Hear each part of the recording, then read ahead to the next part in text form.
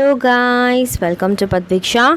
So commerceல பார்த்தீங்கன்னா chapter 6 that is joint stock company இந்த சாப்டரில் வந்து பார்த்தீங்கன்னா நம்ம லாஸ்ட் வீடியோஸில் கிளாஸிஃபிகேஷன்ஸ் எல்லாம் பார்த்து முடித்தோம். ஸோ இந்த வீடியோவில் நம்ம memorandum of association that is MOAனா என்னென்னு பார்க்க போகிறோம்.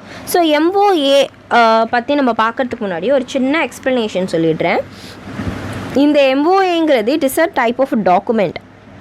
இது ஒரு லீகல் டாக்குமெண்ட். இதில் என்ன இருக்குன்னா கம்பெனியோட பேசிக் இன்ஃபர்மேஷன்னா இந்த கம்பெனி வந்து எதுக்காக ஆரம்பிச்சிருக்காங்க, இந்த கம்பெனி பர்பஸ் என்ன, இந்த கம்பெனியோட அப்ஜெக்டிவ், ஸோ இந்த கம்பெனி எந்த ஒரு எய்ம்காக ஆரம்பிச்சிருக்காங்க, அண்ட் இந்த கம்பெனியில் இன்வெஸ்ட் பண்ணுவாங்க இல்லையா இன்வெஸ்டர்ஸ், அவங்களுக்கும் இந்த கம்பெனிக்கும் என்ன ரிலேஷன்ஷிப் இருக்குது, அண்ட் அவுட் சைடு வேர்ல்டு கூட கம்பெனிக்கு என்ன ரிலேஷன்ஷிப் இருக்குன்ற இந்த ஒரு பேசிக் டாக்குமெண்ட் தான் இது. இந்த டாக்குமெண்ட் தட் இஸ் MOAவை வந்து நம்ம ப்ரைமரி டாக்குமெண்ட் அப்படின்னு சொல்லுவோம். ஒரு சில கம்பெனிஸோட வெப்சைட்டில் போய் பார்த்தோன்னா MOA இருக்கும். ஸோ அந்த இதில் அந்த ஷேர் ஹோல்டர்ஸ் அந்த இன்வெஸ்டர்ஸோட இன்ஃபர்மேஷன்ஸ் எல்லாம் கொடுத்துருப்பாங்க. ஸோ அதுக்கு தான் MOA வந்து ரொம்ப important. So MOA that is Memorandum of Association is the legal document prepared in the formation and registration process of a limited liability. So எனக்கு ரெஜிஸ்ட்ரேஷன் ப்ராசஸ் அப்போவே இதை நான் ரெடி பண்ணி வச்சுருக்கணும் இந்த MOAவை. Limited liability company to define its relationship between the shareholders. So shareholders கூட என்ன ரிலேஷன்ஷிப் இருக்கோ அதை டிஃபைன் பண்ணக்கூடிய விஷயங்கள் தான் இந்த MOAவில் இருக்கும். It reveals what powers it has and what activities a company is permitted to undertake. So அந்த கம்பெனிக்கு என்ன பவர் இருக்குது, என்னென்ன ஆக்டிவிட்டீஸ் பெர்மிட் பண்ணலாம், என்னென்ன ஆக்டிவிட்டீஸ் பெர்மிட் பண்ணுவாங்க இந்த கம்பெனியில் நம்ம செய்யறதுக்கு, இந்த மாதிரி விஷயங்கள் இருக்கும். And any act of the company outside the scope outlined in its memorandum of said to be ultra virus and is not binding on it. So in case வந்து கம்பெனியில் வந்து வெளி ஆட்கள் கூட வெளிய விஷயங்கள் கூட என்னென்ன பண்ணலாம், அந்த மாதிரி நான் ஒரு சில ஒர்க் பண்ணும்போது எனக்கு என்னென்ன பாதிப்புகள் இருக்கும், இந்த மாதிரி எல்லா விஷயமே நம்ம இதில் கொடுத்துருப்போம். It is the constitution of the company in its relation to outside world. So outside world கூட எனக்கு என்ன அந்த ரிலேஷன்ஷிப் இருக்குது அப்படிங்கிற விஷயமும் இருக்கும். It is a public document and any person dealing with the company is presumed to have a sufficient knowledge of it. So இது ஒரு பப்ளிக் டாக்குமெண்ட். இது கம்பெனிக்கு மட்டும்தான் பவர் இருக்குது இது பார்க்குறதுக்கு அப்படிங்கிற எந்த இன்ஃபர்மேஷனும் இல்லை. ஸோ யார் வேணாலும் இந்த கம்பெனியை பற்றி இன்ஃபர்மேஷன் தெரிஞ்சுக்கணும் அப்படின்னு நினச்சா அவங்க வெப்சைட்டில் போனாலும் நம்ம தெரிஞ்சுக்கலாம். ஸோ அந்த மாதிரி இன்ஃபர்மேஷன்ஸ் எல்லாம் கொடுத்துருப்பாங்க. அண்ட் இது ப்ரைமரி டாக்குமெண்ட். ஒரு கம்பெனி நம்ம ஆரம்பிக்கிறோன்னா அந்த கம்பெனியோட முதல் பேசிக் ப்ரைமரி டாக்குமெண்ட் அப்படின்னு சொல்லுவோம். ஸோ இதில் என்னென்ன கண்டென்ட்ஸ் இருக்குது அப்படிங்கிறத பார்க்கலாம். So first name clause.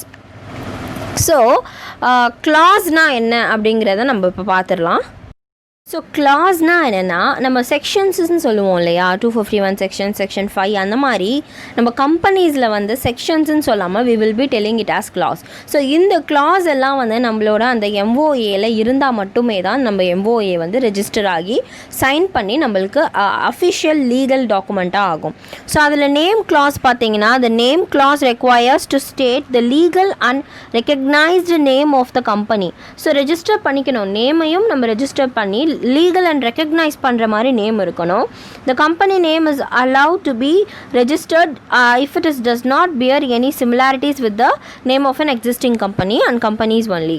So in case ஏதாவது பழைய கம்பெனியோட ரிலேட்டடாக இருக்குது, பழைய கம்பெனியை காப்பி பண்ண மாதிரி, பழைய கம்பெனினா ஆல்ரெடி எக்ஸிஸ்ட் ஆன கம்பெனிஸை காப்பி பண்ண மாதிரி இருந்ததுன்னா அது நம்ம வந்து அந்த மாதிரி இல்லாமல் இந்த நேமை வந்து ரெஜிஸ்டர் பண்ணணும். ஸோ நம்ம ரெஜிஸ்டர் பண்ணிட்டா நம்மக்கிட்டேருந்து காப்பி பண்ணியிருந்தால் நம்ம அதை அவங்கக்கிட்டேருந்து கிளைம் பண்ணலாம். இந்த மாதிரி என்னோட நேம் கம்பெனியோட நேமை வந்து காப்பி பண்ண ட்ரை பண்ணுறாங்கன்னு நம்ம ரெஜிஸ்டர் கம்பெனியாக இல்லாத போது அந்த மாதிரி நம்மளால் கிளைம் பண்ண முடியாது as per the name class.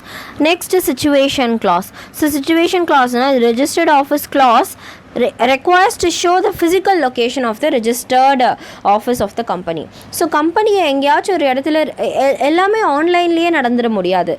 we want a physical location. அந்த physical location-ஐ நம்ம சிச்சுவேஷன் எங்கே கம்பெனி சிச்சுவேட் ஆகியிருக்கு அப்படின்னு கேட்பாங்க இல்லையா, அந்த மாதிரி எங்கள் கம்பெனியை வந்து நம்ம ஃபிசிக்கல் லொக்கேஷன் எங்கே இருக்கோ அதை நம்ம ரெஜிஸ்டர் பண்ணியிருக்கணும்.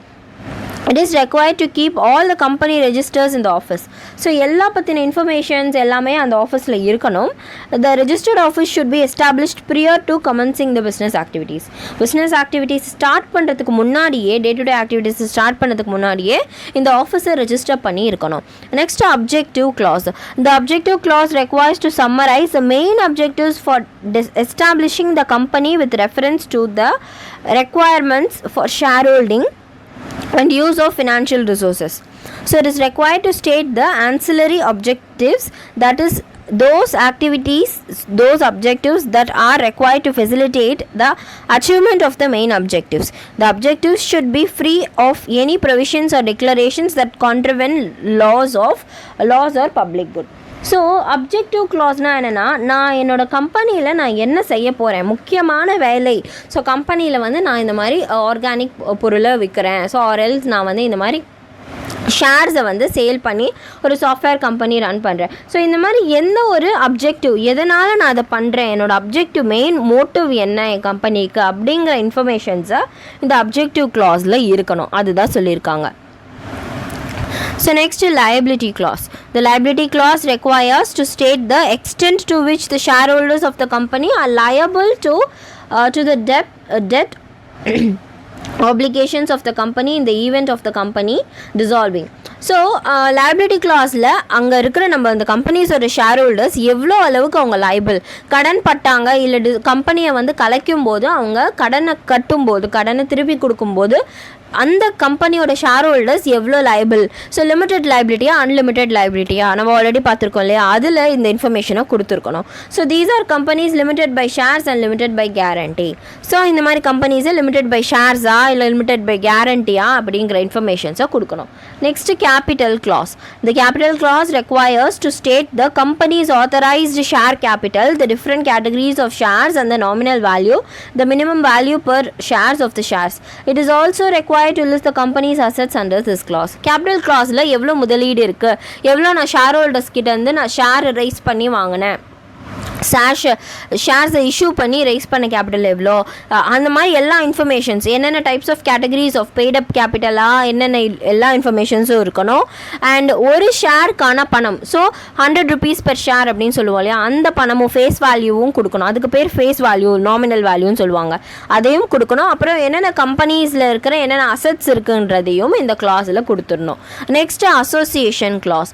த association clause confirms that the shareholders bound by the MOA are willingly associating and forming a company. It is required 7 members to sign an MOA for a public company and not less than 2 people for MOA of a private company. The signing must be done in the presence of the witness who must also append his signature. So association na இந்த willingness ஓட associate பண்ணி இந்த கம்பெனியை நாங்கள் நடத்துகிறோம் அப்படிங்கிற அந்த shareholders, board of directors எல்லாருமே வந்து சைன் பண்ண கிளாஸ் தான் இது. இந்த MOA வந்து நாங்கள் சைன் பண்ணுறோம் அப்படிங்கிறது போது என்னென்னா, இந்த கம்பெனியோட நாங்கள் அசோசியேட் ஆகியிருக்கோம் அப்படின்னு சொல்கிறது தான் MOA சைனிங் பண்ணுறது. அந்த மாதிரி அசோசியேட் ஆகும்போது பப்ளிக் கம்பெனியில் பார்த்தீங்கன்னா 7 members ஆச்சும் சைன் பண்ணியிருக்கணும். ப்ரைவேட் கம்பெனியில் 2 people, at least less than 2 people ஆச்சும் சைன் பண்ணி இருக்கணும். நாட் லெஸ் தேன் 2 people ஆச்சும் சைன் பண்ணி இருக்கணும். இது வந்து விட்னஸோட வச்சு இதை சைன் பண்ணணும். அப்போ தான் லீகல் டாக்குமெண்ட்டாக இதை நம்ம கருத முடியும். ஸோ எல்லாருக்கும் இந்த MOA கான்செப்ட் எல்லாருக்கும் புரிஞ்சிருக்கும்னு நினைக்கிறேன். ஸோ நெக்ஸ்ட் பார்த்தீங்கன்னா we have articles of associations. Articles of association is basically simple thing, ரொம்ப ஈஸி தான். ஸோ இந்த articles of association நம்ம நெக்ஸ்ட் அடுத்த ஒரு வீடியோவில் பார்க்கலாம். Until then, stay tuned. Bye.